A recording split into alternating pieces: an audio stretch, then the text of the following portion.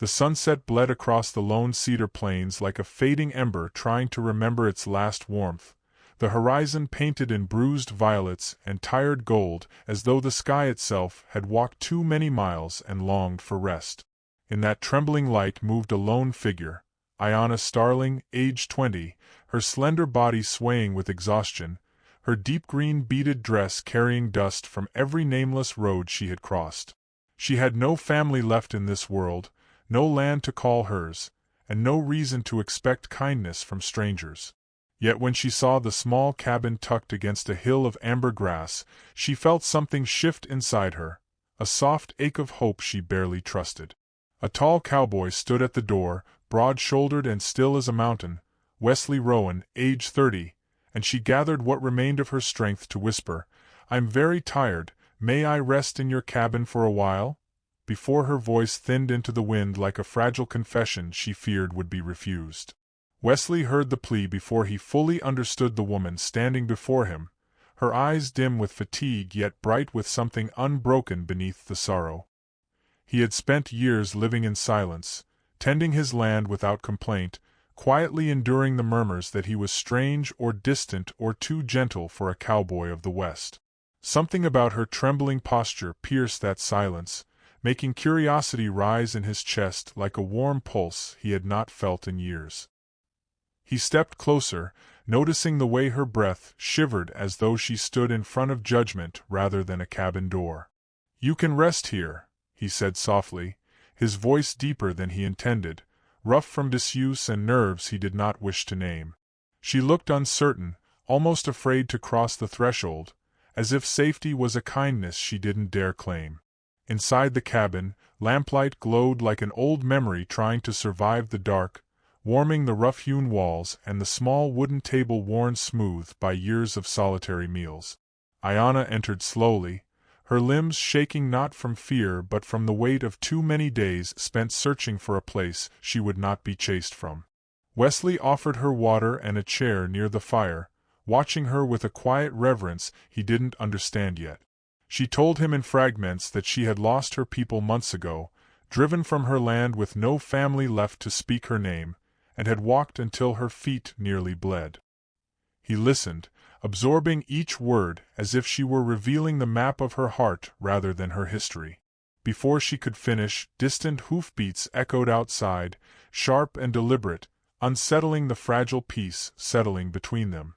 The sheriff appeared first, his badge catching the fading sun like a blade, followed by 3 townsmen whose expressions carried more suspicion than reason.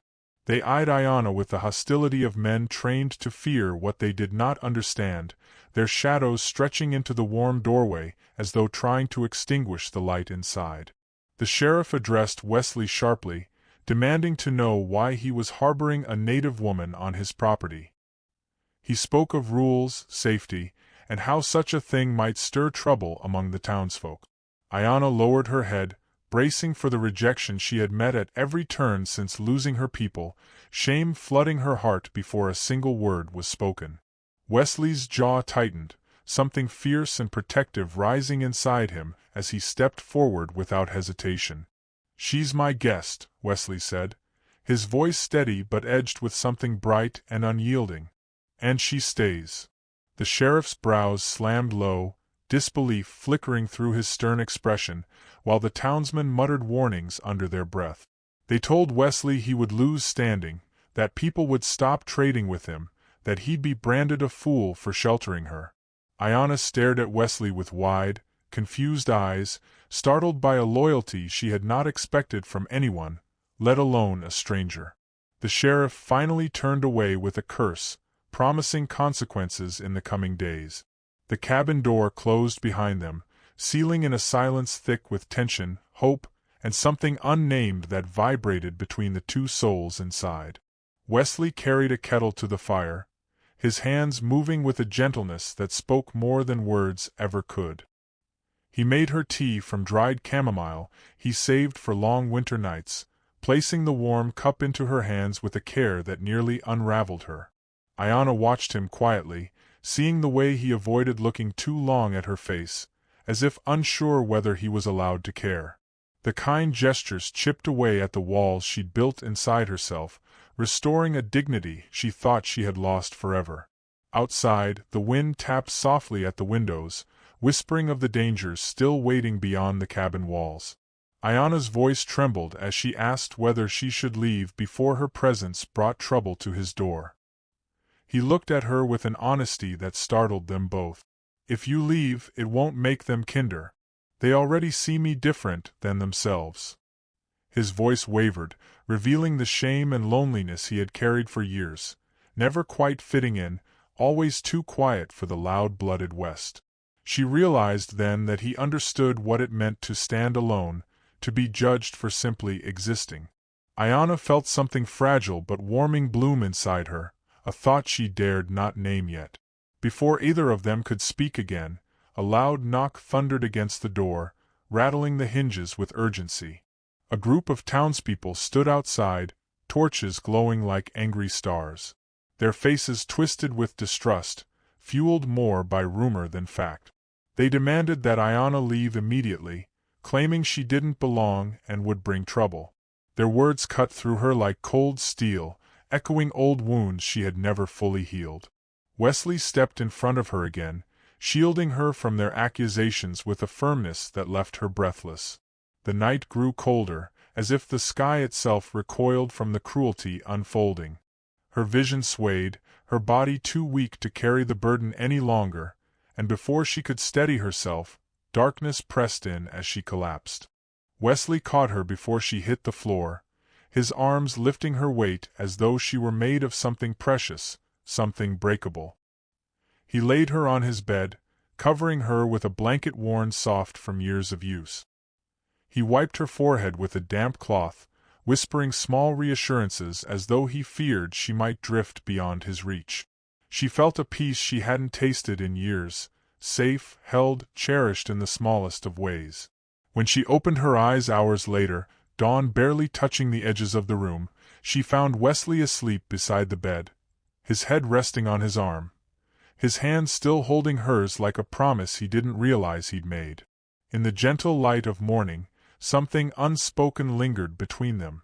Ayana rose slowly, her strength returning in quiet pieces, and helped Wesley with chores around the cabin, fetching wood, sweeping the porch, tending to the small garden behind the house. Their movements synced naturally, their silences soft rather than heavy, each gesture stitching a thread of connection between them. Wesley watched her tenderly, noticing the way her presence made the cabin feel less empty, less haunted by the years he spent alone. Before either could name the shift happening between them, a rider approached the cabin with news that the town council was meeting about Wesley's refusal to send her away. The sheriff returned by afternoon, his expression carved from stone. He told Wesley plainly that the council demanded compliance. Ayana must leave, or Wesley would face the consequences: financial ruin, social exile, and the loss of everything he had built. Ayana stepped forward, her voice soft but steady, telling Wesley that she would go voluntarily rather than bring harm to him. Her words sliced through him, revealing how deeply he already cared. Wesley took a breath that felt like a decision settling into his bones and stepped toward her instead of the sheriff. "I'm not letting you walk away," he said quietly, not as a declaration of romance but as a truth built from the days they had shared. Ayana's eyes shimmered with disbelief, a fragile hope rising like a dawn she feared might disappear. Wesley's next words trembled with sincerity. He could not change the town's prejudice, but he could choose to stand beside her openly, without shame or fear. So he asked her, softly, reverently, if she would consider building a life with him, not because he was saving her but because something true had taken root between them. Ayana's breath caught, a tear slipping down her cheek as she realized she no longer wanted to walk alone. Together they decided to marry properly, before witnesses, so no one could challenge their union or her right to stay. But as preparations began, whispers of sabotage and disapproval drifted through the town like cold wind.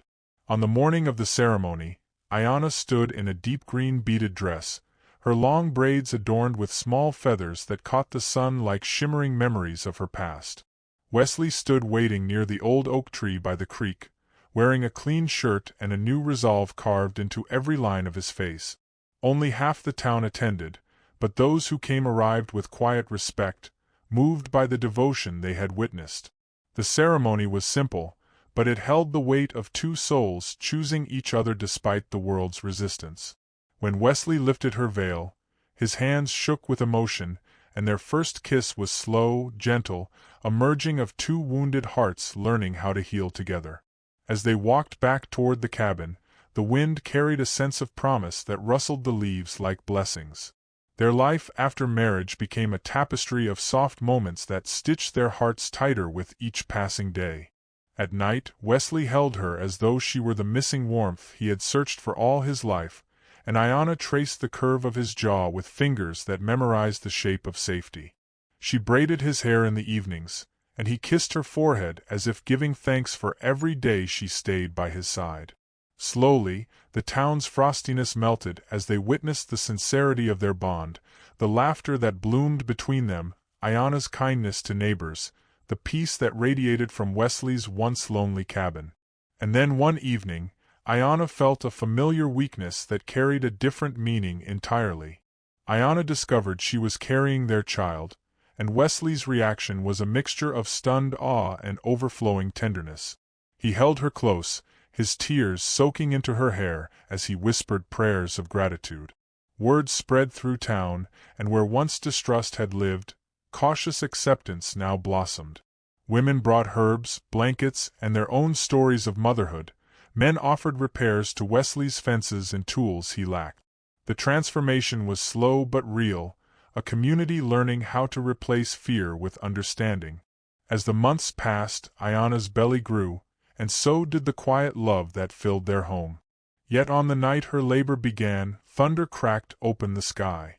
Wesley stayed beside her, gripping her hand as she brought their daughter into the world in the soft glow of candlelight. When he held the baby, Lark Rowan, small as a fawn and wrapped in a quilt sewn by neighbors, his heart felt too full for words. Ayanna wept softly, overwhelmed by a joy she thought life had stolen from her forever. Outside, townspeople gathered in the rain, waiting for news with a kind of collective hope that once would have been unimaginable. As dawn finally touched the horizon, gold poured through the window and painted their little family in the light of a brand new beginning. The sheriff arrived quietly, hat in hand, humility softening the lines of his stern face. He offered congratulations, acknowledging how wrong he and the town had been to judge what they did not understand. For the first time, Ayanna felt truly welcomed. Wesley stepped out onto the porch, daughter in his arms, Ayanna beside him, and together they looked over the land that had once held only loneliness for them both. The world felt different now, gentler, kinder, reshaped by love that had refused to bend. Ayanna lifted her gaze toward the horizon, remembering the evening she first arrived, weary and frightened, and how one man's kindness had rewritten the course of her life. And if you, dear reader, have ever felt turned away by the world, let this story whisper truth into your weary heart.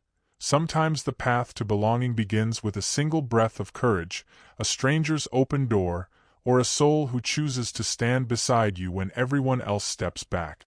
Home is not built from wood or stone, it is woven from loyalty, tenderness, and the quiet miracle of two lives brave enough to hold each other through the storm. And as long as there is love like that in this world, your journey is far from over, and your dawn is still waiting just beyond the edge of night.